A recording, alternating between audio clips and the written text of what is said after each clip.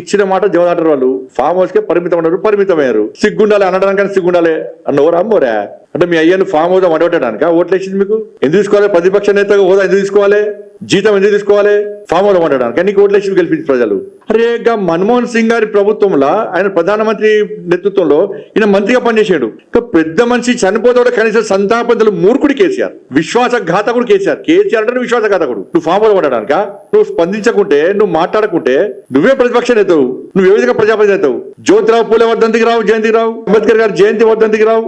ఇక పి.వి. నరసింహారావు జయంతి వద్దంటే ఎప్పుడు వస్తారంటే ఎన్నికలు ఉంటే వస్తారు, లేకుంటే రాడు. మీ కుటుంబానికి ఇచ్చుకోవాలనుకుంటే ఆ ప్రతిపక్ష హోదాకి హరీష్ రావుకి ఏరాదు. ఇప్పుడు బీసీకి వెళ్ళాలంటే గంగుల కమలాకర్, శ్రీనివాస్ యాదవ్ గారు ఉన్నారు, రెడ్డికి వెళ్ళిన ప్రశాంత్ రెడ్డి ఉన్నాడు, జగదీశ్వర్ రెడ్డి గారు ఉన్నారు.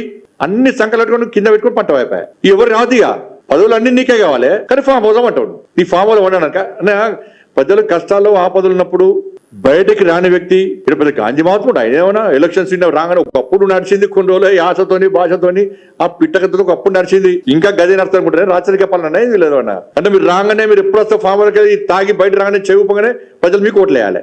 ఇది ఆ పాలసీ మీది. అటువంటి ఆలోచన ప్రజల లోపల లేదు. కేసీఆర్ ఎప్పుడు వస్తప్పుడు ఓటేయడానికి ప్రజలు సిద్ధంగా లేరు. నీ రాచరిక కుటుంబ పాలన ఇక రాదు, అది మర్చిపోలేదు.